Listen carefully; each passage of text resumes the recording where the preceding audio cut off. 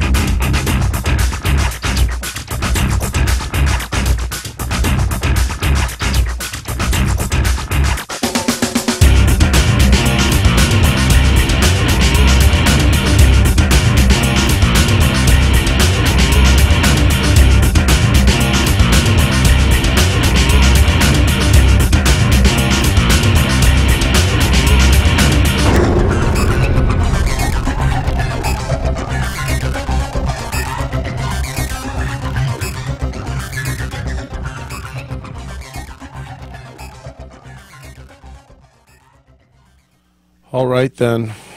The problem is today. There we go. Hello. Oh, hello.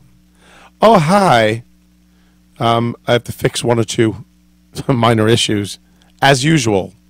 First of all, the lights are all fucked up because I worked right up until broadcast time. I screwed around with all kinds of shit. I have this newfangled mic stand, comes off the side. And my chair is all fucked up around it. Wait a minute. Got that straight. No, I don't. Yeah, that's better. And look, my head's all shiny. See? Oh, hello. Hello, Rue. Everybody's like Ustreamer something. Ustreamer, iStreamer. And hola, hermano Joe. There we go. Robin, Connecticut is here. We I hope everything sounds okay. Looks all right. I had a rough day. Lots going on today. Yeah, you didn't log in. I didn't either. It looks like they did something with the chat. It's really weird. I mean, it works for me, but it's kind of weird looking. It doesn't look like it did last time I logged on. It sounds good? Okay, cool. I actually worked on some audio and video stuff as well. But I do have to shut that door, so I'm going to go over to the back and shut the door to get that. And yeah, hang on 1 second. Be right back.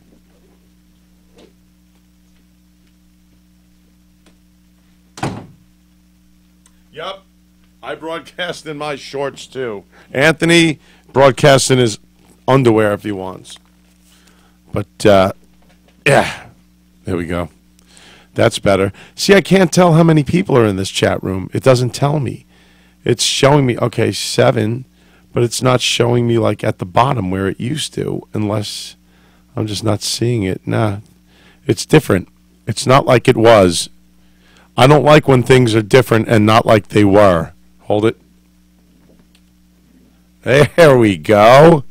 That's better. Now only my glasses reflect. I reflect too sometimes, but that's in a spiritual sense. How's everybody doing? Is Carol there? I don't know. Can't tell. I can't tell who's here. I know I'm in chat, but I can't tell who's chatting. Whatever. we'll just go on and get things going anyway.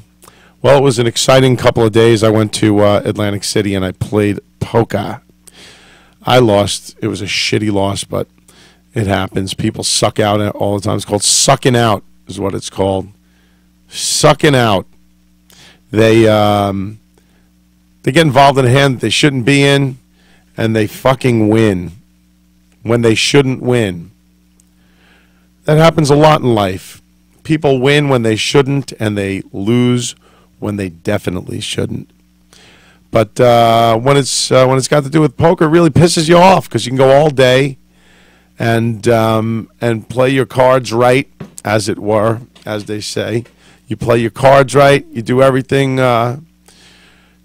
correctly, and you just lose your $300 entry fee. That's hundreds of thousands of dollars at stake. So, you know. Hey, Johnny, what's up? Good evening. How are you, my friend? Old friend, Blue Steel John. John was like one of the first drummers I ever played with. Hello, Joseph. Bummed out about the show on Saturday. The 3 songs rock, though. Oh, sorry, Becky. I remember, yeah. Becky Crandall is telling me about the show that we did in Yonkers. We got rained out. And honestly, it did suck for the people that were there to see us. But for us, it was okay. We were coming off an entire weekend of busting our asses playing live. So to have something like that happen was not it wasn't a huge deal. It used to suck. You know, if for any reason gigs got canceled, I have a quick story for you. The first time my band ever played in a bar, it was at this place called the Tender Trap, and it was in East Northport. And basically the place closed down like 2 days before we were supposed to play there, and we opened it. Yep, I opened the bar. It was in East Northport. It was a titty bar. It was a titty. It was a titty bar, and it closed. The marshals put the locks on the door. I went at those locks with a hatchet, broke into the place, called the electric company, Lilco at the time, Long Island Lighting Company, and had the lights turned on. I had my friends tending bar. I think Anthony was running sound at the time. Either that or he was in California. I think he ran sound that night. And all of our friends came. We charged a fucking cover charge. I made like $70 that night. We sold the booze that was behind the bar. And couple of big guys we had bouncing. I was a little entrepreneur at 14 years old. I was 14. Broke into that bar and played. That was many, many moons ago. But anyway, nowadays it's a little different. I've played many gigs since then. And you just get a little tired after a while. But Becky, I promise you we will be back. We'll be back. Actually, I was working with the organizer of that McLean Avenue Merchants Festival, and talking to him about getting into one of the bars on that street. That was one of the first streets we ever played as a U2 tribute band. Makes sense because it's a very high population of Irish folk. Irish folk. They all sound like, always up to me Lucky Charms, the frosted oat cereal with sweet surprises. Hearts, moons, stars, clovers. They all sound like Bono on helium. So what do you guys think about the new U2 record? Anyone? Anyone? I thought it was really good. The music is great. The music kicks ass. It's a departure from the last 3 records that they did. And Becky, you blew off the Monroe Cheese Festival to see us. Was still worth it to see the Cheese Festival. Wow, we were preferred to cheese. That's awesome. Joe, wife grew up in Comac. That was Robin, Connecticut. Really? I was East Northport, but right around the corner. Actually, Comac was like, you're from Comac North, you want to fight? Back in the day, there was a rivalry, long-standing rivalry between Comac and East Northport. And it used to get crazy like around Halloween and thereabouts that time. People in neighborhoods would arm themselves with eggs. Not like today. They arm themselves with fucking guns and shit. But we used to arm ourselves with eggs and fire hydrants full of all kinds of unpronounceable crap, like Karo syrup and rotten eggs. And we would spray each other. That was it. There were no shootings back then. No one got shot unless they friggin' deserved it. Not like it is now. A little different. So I watched some of my brothers. This is supposed to be like a wrap-up show. And I should do more homework. I don't do my homework like I should. I kind of forgot to tune in a couple of days. So I missed a lot of what Anthony did this week. The Anthony Cumia Show, as you know, is doing extremely well. He's doing extremely well. He doesn't bother with chat anymore. I read every little chat tidbit I can because I know John Mnemonic, get out of here. That's not Johnny Mnemonic. Not come on. Not that Johnny, is it? From the bone? Johnny Mnemonic, get out of here. I'll give you a second to answer. Today's Cumia Show was excellent, Rob says. Well, I would hope all of his shows are excellent because he's putting, I tell you one thing, he's putting a lot of time and a lot of effort into his show. The production value is 9,000 times what you see here. It's pretty amazing. They've really put they've done their homework when it comes to the green screen. It looks awesome, and as well as yes, and it probably says fucking A, but it says censored because I still can't figure out how to get that censorship off of my chat. I'll get it down eventually. But John, hello. It's been a while, my brother. I used to do some radio stuff with Johnny Mnemonic back in the day with Eric and Bobby Magic. I don't know if Eric even wants me to use his last name anymore. But, yeah, we had some fun, man, on a station called The Bone out here on Long Island. That was fun. We used to do a lot of that stuff. Anyway, so, yeah, getting back to Comac, it was, we had a long-standing rivalry with the school, Comac North and South, and John H. Glenn from Elwood School District would always have these mock battles. It was like West Side fucking Story, a bunch of little white trash idiots fighting each other all the time. But it was good-natured fighting. We would kick the shit out of each other and then go get drunk in the schoolyard. It was the kind of thing where no one really got hurt. Maybe you lost a tooth. Maybe you got your nose busted up. But the guy that beat the shit out of you would help you up off the ground. And I'm not thinking through any of these rose-colored glasses. I'm telling the truth here. That's the way it was. Just ask Johnny Blue Steel there, Blue Steel John. White Castle is Comac North, next to the Comac Motor Inn.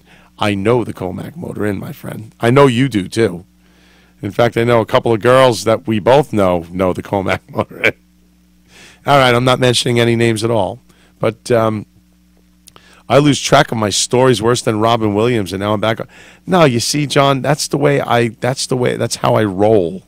This is Johnny Mnemonic I'm talking to. This is how I roll. I'm all over the place. I'm very ADD. I don't know why I called it GBA, guilty by association. It would just be Joe Cumia, attention deficit disorder. And if you notice, I say Cumia. Anthony says Cumia. But I think I might start saying Cumia because he gets out to a whole lot more people, and they know the name that way. Anyway, getting back to what we were talking about, the old days. Ah, yes, the old days where no one really got hurt. You know, every once in a while we hear that tragedy about a kid that like had an accident, car accident, or I remember a girl that ran out of her house, and it was during a big ice storm that we were having, and there was a fire in her home, and she hit the fence, and it was covered with ice. She rode on the bus with me. I remember that girl. Her name was Betty. I'll always remember her name. We're looking at 40 years later. I still remember that girl's name. Remember what she looks like exactly. We used to share butts on the back of the bus. We would smoke cigarettes together. And but anyway, back then, yeah. Did I date her? No, I did not. I did not date her. If you're talking about Becky Crandall, I don't know if you're talking about Betty or not. Hey, 1001. Hey, Joe, got a good suggestion for the best quality mic for podcast vidcast, but reasonably priced? Yes, I do actually. I just took one down. It's an Audix. I actually had it up and running for a while, but I decided to put this monster back. It kind of takes up half the screen, but it sounds so fucking good. It sounds so good that I put it back. It actually sounds better than the old mic. Is everything okay as far as the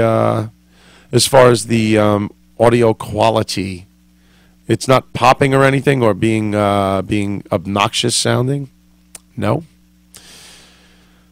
All right, good. Hi, Joe. Back in the day, did you ever play My Kind of Lover by Billy Squier?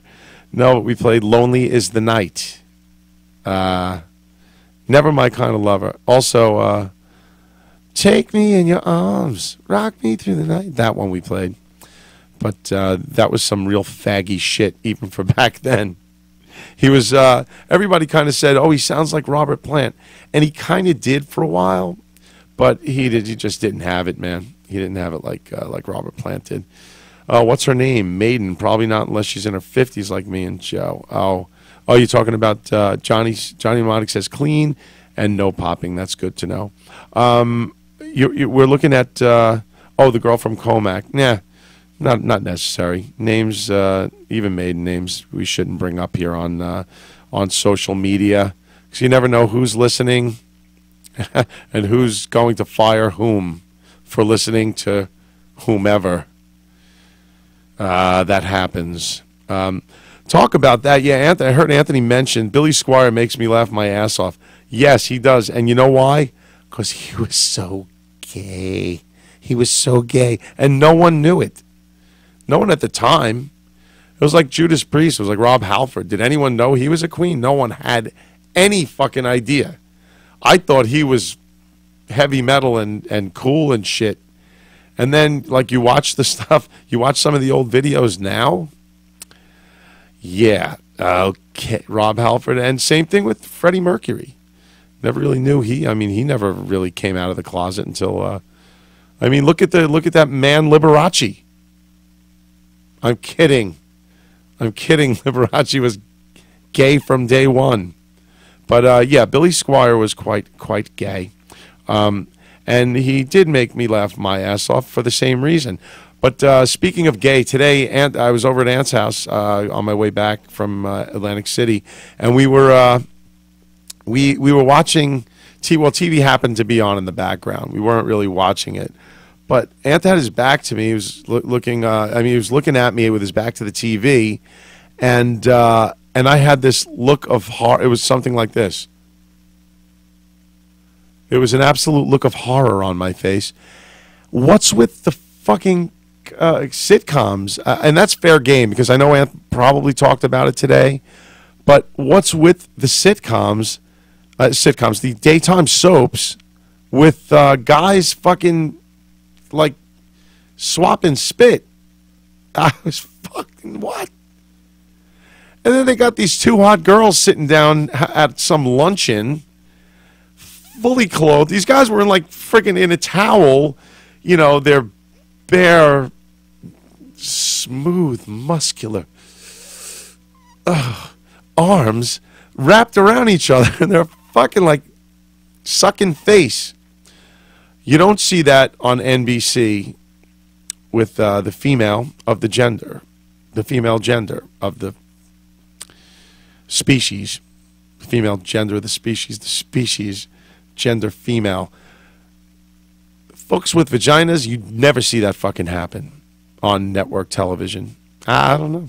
I just think it's a double standard. Oh, yeah, he showed that video during the show, said I was jerking it. He's a fucking asshole sometimes. Yeah, sure, because that's what gets me off. I was absolutely flabbergasted. I was flabbergasted. I was befuddled. I didn't understand that. I mean, that was, that is now acceptable on TV. But, but you can't say fuck. Still can't say fuck on TV. A lot of people are offended, I guess, of that word still. Really? Fuck is the new the. That's the way I hear it.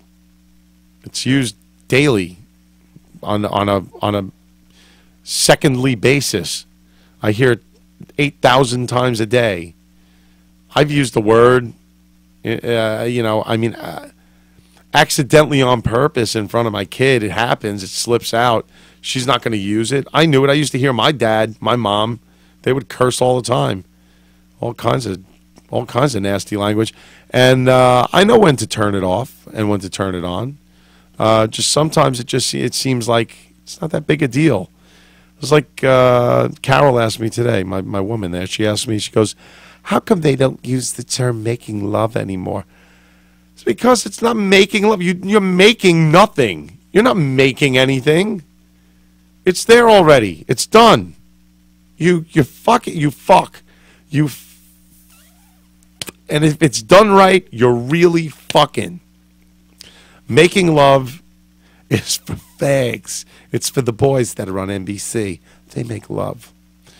All right. Anyway, for me to move on, I've got to, I guess what I'll do is I will put up, let's see.